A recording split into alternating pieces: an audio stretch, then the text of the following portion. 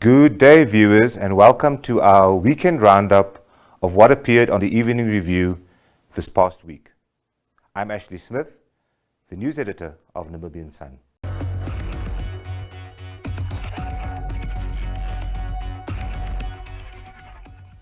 We started this week with the fish rot story still ongoing, and the NUNW had a lot to say about the plight of workers that were left behind when an Icelandic company's vessels fled out of Namibia.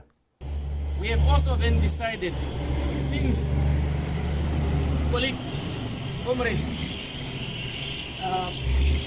the problem that went, or that the fish rot that is happening in Namibia, or that happened in Namibia, was a cause of Samari. So that's why we, after when we have done, or we have discussed the issue of Saka and Gisa, we have requested that since there are employees of Arctic NAM that were retrenched in 2018 and 2019, those that were working with Henneste vessel. So we have then requested Jackie that to send an email and call them, and I also decided today I'm going to speak with Samari. I want to speak with them because we want to understand them, because we have heard they have made statement in the media that they have paid people according to the labor law, which is wrong.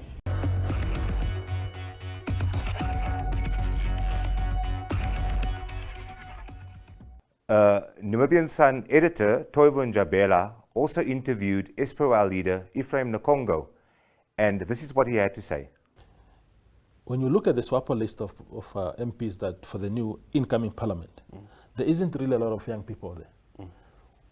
What is the issue there? Is it a question of youth not participating in the processes that need to take place for you to go to parliament? Is it a question of young people saying, oh, the elders are in charge, we must step back and allow them to be in parliament? What is the issue? Why are we not having so many people there? First of all, you need to understand the dynamic of those processes. And it's true. Yes. We as young people are to be blamed, including myself, because when they are meeting at the village, you feel, this is just the elders speaking things. Yeah. But when the village elected the secretary, and who is the old person, then we must come and say, no. We are not being taken seriously. How do you will be taken seriously when you don't participate? Now, at the SWAPO level, you need to have membership, paid up membership, all those things which are known. I think I want to start with this process. When Ondangwa had the by-election, Ondangwa Eben, when they had the by-elections, people were complaining and said, but young people are not taken seriously. I went back, and had a meeting with our fellow comrade and said, okay, let's introspect ourselves. What went wrong? And then what was the nomination? No, the secretary was nominated, the district secretary was nominated. But come to the election processes, the comrade did not make it. Who will be blamed for this? Yeah. Is it young people? Is it elders? Is it because we are not in the structure? Yes. Because if we were at the section, definitely we will support this secretary. Yes.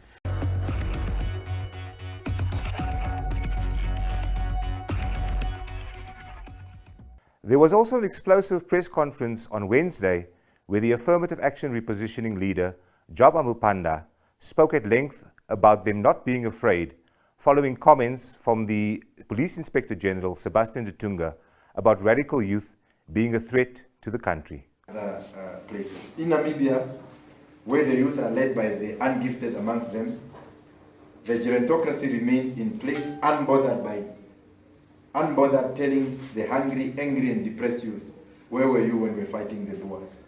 This greedy and corrupt leadership has since enlisted, and this is quite very serious observation that we make, that this greedy and corrupt leadership has since enlisted the services of uncouth army generals to kill and intimidate the youth to achieve political objectives.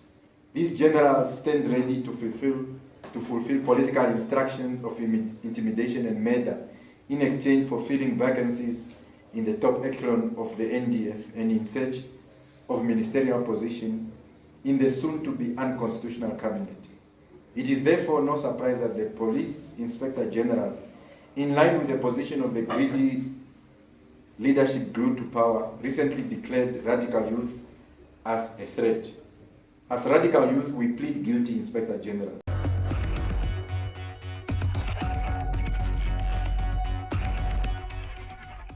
And on Thursday, our political reporter Jemima Bucas spoke at length to LPM leader Bernardus Swartboy. This is a clip from that interview. There's a lot of excitement going around about your return to the parliament under a new banner this time. Can you please give us a brief assessment about your party's performance in the last election, and also point out some areas where you think there are growth or potential for growth? All right. Well, first, we don't regard the elections of 2019 as a proper elections.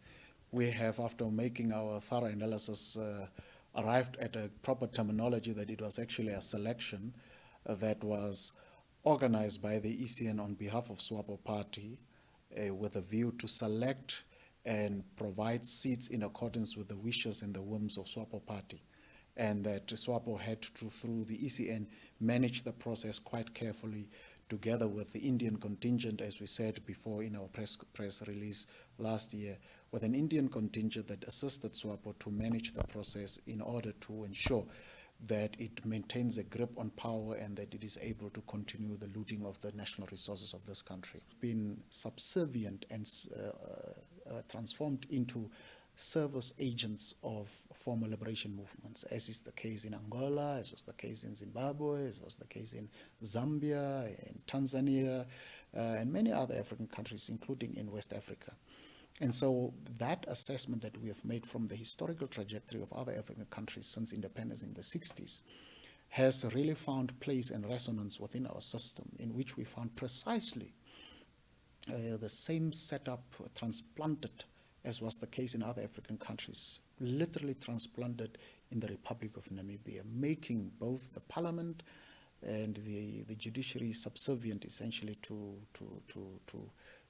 service the interests of the ruling party and therefore protect the continuous looting capacity through institutional dominance by the ruling elite. The onus is on Kengo to sit back and reflect and say, what is the court saying to him and to his party? And what the court is saying, if they genuinely respect the Constitution, is go back and reflect on the decision by the court that your election is unconstitutional, and then correct it. One of the ways, if he has moral courage, which neither the court has nor he has, if he has moral courage, is to say, I, as a founder father, or as one of the founder fathers of this important document, and as a man who keeps on lecturing the country about rule of law, I feel that for as long as the decision is taken by a court that the elections were unconstitutional, I will call for a rerun. Even if the court didn't say it, I will call for a rerun of the entire elections so that I comply with the basic law of the land and that I remove that black spot in the elections where the court has said it is unconstitutional. That is the moral contrast that he must provide now. The courts have said no rerun, but as a person, hopefully, and he lacks it absolutely, of moral conscience, as a person who claims to have been a founder father of this important document, it is up to him to say the ethical and moral considerations and the fragility of the republic and the democracy we are building requires us to go the extra effort and the extra mile, even at times to our own detriment.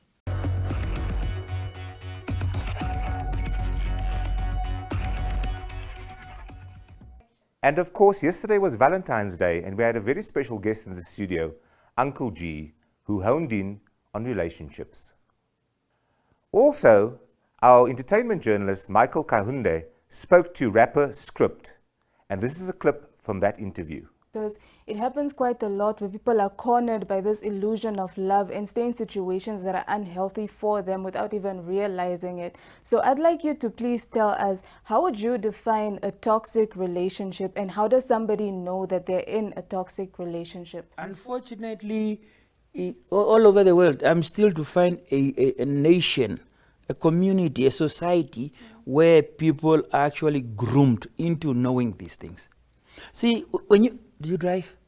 No, Not yet. not yet. But if you should be driving, we'll make sure that you go to a driving school. You will get something that's called a learner's driver's license. You will be given time to practice driving before you can get an actual license to drive an actual car. Where is that when it comes to you interacting with people at this platform called loving and relationship and romance? Where are we grooming and guiding, getting the grooming and guidance so that we know what we are doing? Because now you have hormones and they kick in when you are like a teenager, you know, and the blood is boiling and so on. And now you feel you're crushing on everybody. You're making on everybody. But love is a decision, it's not feelings. So because if it was feelings, you would have 10 boyfriends and I would have 10,000 girlfriends. It's not. It's a decision, and that's why we end up with just deciding, choosing one person. So that is missing. So because the hormones and energies are telling you, make on her, make on him, go out with him, go out with her, you end up finding yourself doing things that you're not prepared to know how to do, and how to prevent and how to have boundaries. You kiss a guy, one's free. But the guy says, hey, you kissed me, that means let's have sex. But you are saying, no, I just kissed you, I don't want sex. But where is that? Where are those mechanisms within us, instilled in us as young people and growing up to become adults, so that we know what are the boundaries? Where do I end? How far can you go? It's not in place. So people are confused about, you know how many guys, and it's supposed to be guys most of the time, who says, if you love me, let's make love. If you love me, let's have sex. And poor girls like, but I love you, but I don't want the sex, but I don't want to lose you, so I go along with that. Ouch. Yeah. So Uncle G, what are some of the signs of a toxic relationship to look out for? Oh, so many. But most of the most dangerous ones are the emotional ones. Somebody who does not, because for someone to love you, it shows up in a number of ways. The primary ones I can throw out there is that there will be clear signs of a person admiring you. There will be clear signs of a person appreciating you. There will be clear signs of a person validating you. There will be clear signs of a person protecting you, and so on. If those things are not missing, but the person is all into you, you have to wonder, wait a minute, what's going on? Because the person may be after your body. The person may be after your status. You are a celebrity or whatever, I need to be seen with you, or you have got a lot of money. Some boyfriends are almost just ATMs. Some girlfriends too nowadays. So we need to get to understand that there is a balance. Because when it comes to relationships, a lover is someone who serves you. How can someone serve you without knowing your best interests? Just going to let him go without dropping a little freestyle, but it's Valentine's Day, and you know his song is out there. It's a song about love. But actually, before I let you go, before we wrap up this interview, what does Valentine's Day mean to you? If I'm being honest, it hasn't meant anything to me in a while, because I told people. Did you buy flowers last year? I bought flowers last year. Are you buying flowers today? I'm buying flowers today, but I'm buying flowers because I'm performing today, so I'm just gonna give them out to some ladies in the crowd, because I think everyone so it's deserves. Not for like special someone. No. I told people at the numbers I'm loving myself, and everyone thought I was kidding. But I'm genuinely not in a place to give time and energy to someone that I don't feel is significant or what I want to give. So I'm holding up on love for now, but I'm encouraging everyone to fall in love, man. It's a beautiful thing. It's a beautiful process. It's kept me so coherent. I love my mama dearest, keep her nearest, push me to the limits. Because a lot has been going down. There's good and bad, and not everybody gonna be down. If you hold me down, then I got you, unless you hold me down. I'm hoping that you drown. To whoever put my homie down. I got love for Vienna, but no Windhoek is my only town. It's so astounding when someone has the homie sound. I pray that God will get me if I get to stepping out of bounds. I'm not renowned, but I hope my name will get around.